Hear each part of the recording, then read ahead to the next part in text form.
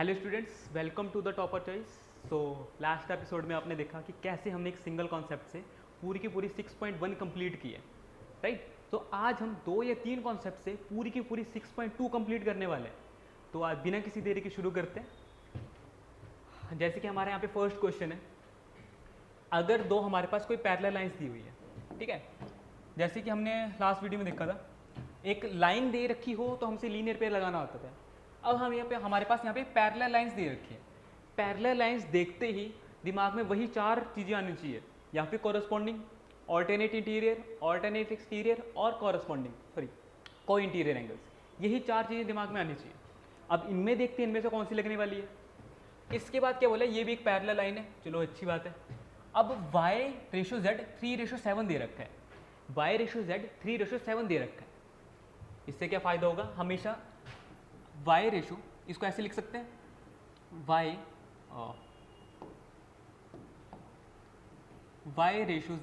Is equal to 3:7 दे रखा है। इसकी फॉर्म में लिख ही सकते हैं, है ना। तो हम इसको ऐसे नहीं लिख सकते कि y क्या आ गया 3 के बराबर आ गया और z क्या हो गया 7 के बराबर आ गया। ये गलत है, हमें सरासर गलत है। क्यों? क्योंकि रेशो है और रेशो को कभी भी हम डायरेक्टली वो वैल्यूज नहीं लिख सकते। तो यहाँ पे क्या लिखना पड़ेगा कि ये जो y है वो 3 some constant and z 7 some constant. इतनी चीज़ क्लियर है। हाँ, जब भी क्वेश्चन आप एग्जाम में लिख रहे हो तब आपको गिवन और टू प्रूफ जरूर लिखना है, उसके बाद ये प्रूफ शुरू करना, ठीक है। गिवन और टू प्रूफ लिखना बहुत ज़रूरी होता है, ठीक है। अब यहाँ पे ध्यान दो, हमें निकालना क्या है, एंगल x निकालना है। क्या निकालना है? एंगल x निकालना है। और हमारे पास दे क्या रखा है, y दे रखा है और z दे रखा है। y दे रखा है और z दे रखा है, क्लियर है। x कैसे निकाल लेंगे भाई, x कैसे निकाल लेंगे भाई। अब यहाँ पे ध्यान दो कि अगर A B parallel to C D है, A B parallel to C D है तो, और C D parallel to D E है, तो ट्रांसवर्सल प्रॉपर्टी से ए बी ई एफ के पैरेलल हो जाएगी। अगर A B parallel to C D है and C D parallel to E F है, तो इन दोनों की वजह से क्या हो जाएगा, A B parallel to E F आ जाएगा। अब मेरे को बताओ, अगर ए बी ई एफ के पैरेलल है और ये ट्रांसवर्सल लाइन मान लो, ए बी ई एफ के पैरेलल है और ये ट्रांसवर्सल लाइन मान लो, तो ये एंगल तो और ये एंगल कौन से एंगल्स होंगे, alternate interior angles. Very good, कौन से एंगल्स होंगे, ऑल्टरनेट इंटीरियर एंगल्स। यहाँ पे क्या लिखोगे, if A B parallel to E F so angle x, या फिर ऐसे लिख सकते हो x is equal to z. और यहाँ पे क्या लिखोगे, पूरा लिख लेना, ऑल्टरनेट इंटीरियर एंगल्स। आप पूरा लिखोगे, ठीक है। आगे अब हमारे पास क्या दे रखा है कि y और z जो है उनका रेशो दे रखा है।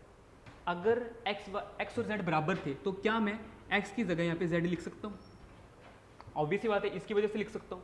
अब मेरे को ये बताओ, अगर A B parallel to C D है और ये ट्रांसवर्सल लाइन आ रही है, तब सेम साइड और इंटरनल साइड पे जो एंगल बनते हैं उन्हें क्या बोलते हैं, अंदर वाली साइड और सेम साइड पे बने को इंटीरियर एंगल्स बोलते हैं। वेरी गुड, क्या बोलते हैं, अगर A B parallel to C D है तो angle x plus angle y किसके बराबर होगा, 180 के बराबर होगा। क्यों? क्योंकि ये को इंटीरियर एंगल है। कौन से एंगल है, को इंटीरियर एंगल्स है। वेरी गुड है। अब x को मैं z से रिप्लेस कर दूंगा, x को z से रिप्लेस कर दूंगा, तो z प्लस वाई कितना आ गया, 180। z की वैल्यू यहाँ से पुट करो, ये वैल्यूज पुट करेंगे, वो तो गलत वैल्यूज है। z को लिखूंगा मैं 7 के और इसको 3 के इज इक्वल टू 180। k 10 के कितना आ गया, 180, और k की वैल्यू क्या आ गई, 80। डिवाइड करेंगे ना, अब इसकी वैल्यू 18 आ चुकी है, पर ये k की वैल्यू आई है। हमें निकालनी किसकी वैल्यू थी, x की वैल्यू निकालनी थी। अब हमें पता है यहाँ पे कि x जो है वो z के बराबर है, और z किसके बराबर है, 7k के बराबर है, तो x भी 7k के बराबर आ जाएगा। तो 7 इंटू 10 लिखूंगा, सॉरी 7 इंटू 18 लिखूंगा, कि जो भी इसकी वैल्यू आ जाएगी वो x की वैल्यू हो जाएगी। यहाँ पे 6 आ जाएगा और 56 आ जाएगा, नहीं 76 आ जाएगा। 6 और 5 7 5 12 126 आ जाएगा, ठीक है। सो ये x की वैल्यूज आ गई। ये इतना ही सिंपल था, सिर्फ हमने दो कॉन्सेप्ट लगाए, ऑल्टरनेटिव इंटीरियर एंगल्स और को इंटीरियर एंगल्स, राइट। अब नेक्स्ट क्वेश्चन यहाँ पे देखते हैं। ये भी 2 या 3 कॉन्सेप्ट से पूरा का पूरा क्वेश्चन आने वाला है, ध्यान देना कैसे क्या है। A B parallel to C D दे रखा है, A B parallel to C D दे रखा है, वेरी गुड। और जी ई और E F perpendicular to C F C D, E F perpendicular to C D, इसका मतलब यहाँ पे 90 डिग्री का एंगल बनाएगा जैसे कि बोला हुआ है। अब यहाँ पे क्या है, ये 126 का एंगल है, जी ई डी, जी ई डी, ये पूरा का पूरा एंगल कितना है 126 डिग्री है, पूरा का पूरा एंगल कितना है 126 डिग्री है, राइट। हमें फाइंड क्या करना है ए जी ई, क्या फाइंड करना है एंगल ए जी ई। अब ए जी ई कौन सा बनेगा ए जी ई। अब मेरे को बात बताओ, ये थी ए बी, ये थी सी डी, अब जी ई को ट्रांसवर्सल लाइन ज्यूम करो, है ट्रांसवर्सल लाइन ज्यूम क्या करना है। अब यहाँ पे ध्यान दो कि ये कौन सा एंगल है जी ई डी, यहाँ पे ये जी, ये ई और ये डी। अब ये टोटल 126 बना रहा है। अगर ये दोनों पैरेलल लाइन्स हैं और ये ट्रांसवर्सल लाइन है तो ये एंगल और ये एंगल कौन से एंगल्स होंगे, very good, alternative interior angles होंगे। तो अगर मेरे को बताओ ये 126 है तो ये भी कितना होगा 126 होगा, हो गया बड़ा सिंपल। यहाँ पे क्या लिखेंगे, गिवन टू प्रूफ आप लिख लेना। प्रूफ में क्या आएगा कि angle A ji, angle A G ई बराबर आ जाएगा एंगल जी ई डी के, जो कि है 126। और यहाँ पे क्या लिखूंगा ऑल्टरनेट इंटीरियर एंगल्स। आपने पेपर में ये पूरा लिखना है, राइट। इसके बाद पूछा है जी ई एफ, जी ई एफ, ये तो और भी आसान है।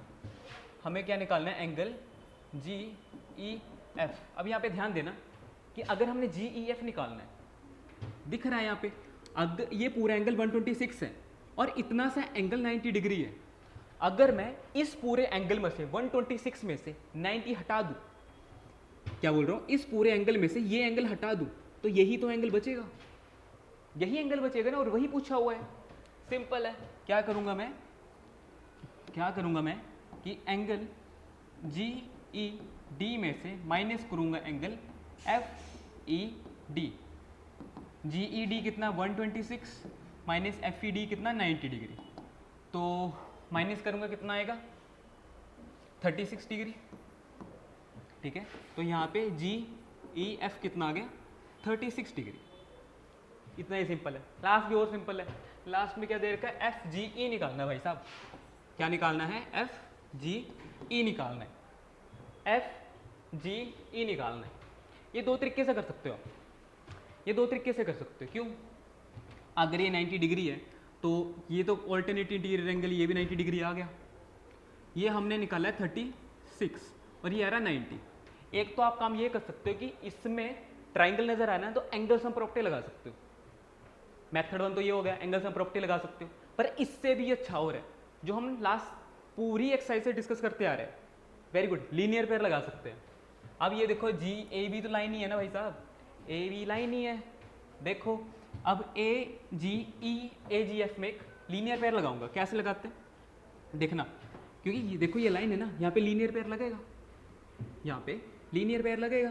मैं क्या करूँगा, हमें पता है कि एंगल ए, हमें पता है angle A G E plus angle E G और एफ टोटल 180 है। क्यों, लीनियर पेयर है ना भाई साहब, क्या है लीनियर पेयर है। अब हम पता है ए जी ई की वैल्यू हम यहाँ पे निकाल के हटे हैं, कितनी 126 है, 126 है प्लस ई जी और एफ निकालनी है, या फिर एफ ई जी कुछ भी बोल सकते हैं इसे, एफ ई जी भी बोल सकते, कोई दिक्कत नहीं है।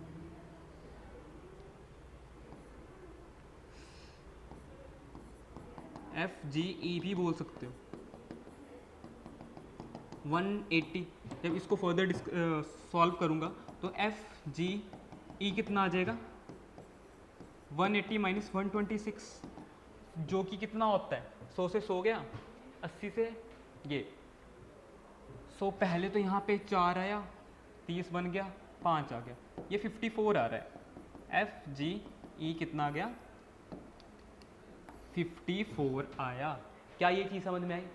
बहुत ईजी है। आप एंगल सम प्रॉपर्टी भी लगा सकते थे ट्राइंगल वाली, और मेरे को एक और चीज़ नज़र आ गई, लीनियर पेयर, जो कि पूरी की पूरी एक्सरसाइज में हमने डिस्कस किया। देखो बहुत ईजी क्वेश्चन है, ऐसे ही क्वेश्चन डिस्कस होने वाले। नेक्स्ट क्वेश्चन देखते हैं। ये सबसे ईजी क्वेश्चन है, सबसे बेहद ईजी क्वेश्चन है। अब इसमें मेरे यहाँ से नेमिंग नहीं है, नेमिंग करते हैं। अब क्या है कि P Q parallel to S T है, मतलब इन दोनों से कोई पी क्यू और एस टी होने वाला है। तो पी क्यू आर है 110 ये है, तो इसको यहाँ पे पी क्यू ले लेता हूँ, यहाँ पे पी, तो पी क्यू ये आर, पी क्यू आर है 110 और P Q parallel to S T, तो मतलब ये एस ओ टी होने वाला है। आर एस टी 130 है। Find Q R S. हाँ, हमें कौन सा एंगल निकालना है? ये एंगल निकालना है। बहुत इजी एंगल है, बहुत इजी क्वेश्चन है। देखना कैसे, हमें यहाँ पे अजम्पशन करनी पड़ेगी। जब आप एनसीईआरटी निकाल के देखोगे ना, वहाँ पे हिंट दिया होगा कि एक पैरेलल लाइन हमें ड्रॉ करनी है, ठीक है। यहाँ पे लिखा नहीं हुआ है, तो क्या करूँगा, एक पैरेलल लाइन मैं यहाँ से ड्रॉ करूँगा। शेप्स ये देखिए, एक पैरेलल लाइन अगर मैं यहाँ से ड्रॉ करूँ, थोड़ी ज़्यादा नीचे होगी, ठीक है, ये पैरेलल लाइन है। अब क्या है, ध्यान देना, हमें ये वाला एंगल निकालना है। अगर एस टी, इसको नाम दे देता हूँ यहाँ पे, P Q R S T, you और वी नाम दे देता हूँ। ध्यान देना, अगर एस टी यू वी के पैरेलल है और ये एंगल कौन से एंगल होंगे, सोच समझ के बताना। अगर ये दोनों पैरेलल लाइंस हैं और ये ट्रांसवर्सल लाइन बन रही है, तो ये एंगल और ये एंगल कौन सा होता है? बहुत अच्छे, दो पैरेलल लाइन के इंटीरियर साइड पे, सेम साइड पे बनने वाले एंगल को बोलते हैं co-interior angles. Very good, same मैं यहाँ पे लगाने वाला हूँ, ठीक है। ध्यान देना कि इसको चलो आगे मान लेते हैं, ये है, ये दोनों पैरेलल लाइन है, ये आगे पी क्यू यू और आर, इसको मानो एस टी आर और वी, ठीक है। अगर ये दोनों पैरेलल लाइन है और ये ट्रांसवर्सल लाइन है, ठीक है, ये क्या है, ये ट्रांसवर्सल लाइन है। अब एक ये एंगल बन रहा है और एक यहाँ पे एंगल बनेगा, यहाँ पे एंगल बनेगा, ये भी तो सेम साइड पे बन रहे हैं, तो ये भी कौन से एंगल होंगे? कोइंटीरियर एंगल्स होंगे। अब मैं क्यू आर वी पे एक लीनियर पेयर लगा दूंगा, जैसे कि हम करने वाले हैं, ठीक है। शुरू करते हैं। स्टार्टिंग हमने क्या लिया, if S T parallel to R V, तो हमें पता है angle T S R plus angle S R V कितना बनाते हैं? 180। क्यों? क्योंकि कोइंटीरियर एंगल्स है, कोइंटीरियर एंगल्स है, ठीक है। अब ये कितना है? ये 130 है प्लस ये, ठीक है, ये S R V is equal to 180। So S R V कितना आया यहाँ से? 180 माइनस 130, जो कि कितना होता है? 50 होता है, ठीक है। ये आ गया एस आर वी। अब सेम करूँगा मैं, if P Q parallel to U V. देखो ये लिखना ज़रूरी होता है कि आप किन लाइंस को पैरेलल ले रहे हो और कौन से एंगल तब आएंगे, ठीक है, ये ज़रूरी होता है। अब मैं क्या करूँगा, P Q are plus Q are you लूँगा, जो कि 180 है, और सेम रीज़न लिखूँगा कोइंटीरियर, ठीक है। ये चीज़ क्लियर है। अब पी क्यू आर हमारे पास दे रखा है 110 डिग्री, लिख देते हैं यार, ठीक है, ये 180 आ गया। अब इससे क्या क्यू आर यू निकल सकता है? 180 माइनस 110, जो कि होता है 70 डिग्री, ठीक है, जो कि होता है 70 डिग्री। अब ये आ चुका है और ये आ चुका है, ठीक है। जो निकालना था वो आया नहीं है, वो अब आएगा, देखना कैसे आएगा। अब मैं इसको मिटाने वाला हूँ, ठीक है, देख लेना, इसको मैं मिटाने जा रहा हूँ, आप नोट कर लेना, ठीक है। अब क्या है, अब यू आर वी लाइन है, पैरेलल लाइन है, इसको मैं लीनियर पेयर से सॉल्व करने वाला हूँ। अब क्या आएगा, एंगल यू, ध्यान देना, हमें पता है ये पूरा एंगल, ध्यान देना, U R Q plus Q R S plus S R V, ये कितना है? 180 है। क्यों है? लीनियर पेयर है, क्योंकि लाइन पे जितने भी एंगल बनते हैं सभी का सम 180 होता है, ठीक है, अब क्या करूँगा, इसका आंसर 70 आ रहा था प्लस इसका 50 आ रहा था और इसका निकालना था QRS निकालना था। ठीक है, ये 180 है।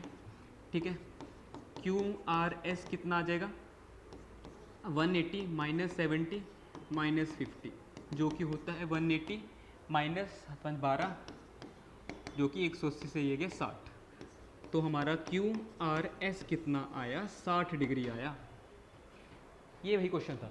एक और भी तरीका था इसका, ऐसे भी कर सकते थे कि देखो मेथड 2 क्या कर सकते हो, ये दोनों पैरेलल लाइन है ना भाई, अगर ये दोनों पैरेलल लाइन है, ये ट्रांसवर्सल लाइन है, तो अगर ये 110 है तो इसको भी क्या कर सकते थे, 110 मान सकते थे, ऑल्टरनेट इंटीरियर एंगल्स। फिर क्या करते, ये लाइन और ये लाइन पैरेलल मानते। अगर ये पूरा 110 था, इससे जैसे हमने ये कितना था 130 था और इससे हमने निकाल दिया ये 50 है, ये पूरा 130 था, ये 50 है, 110 से 50 गया 60।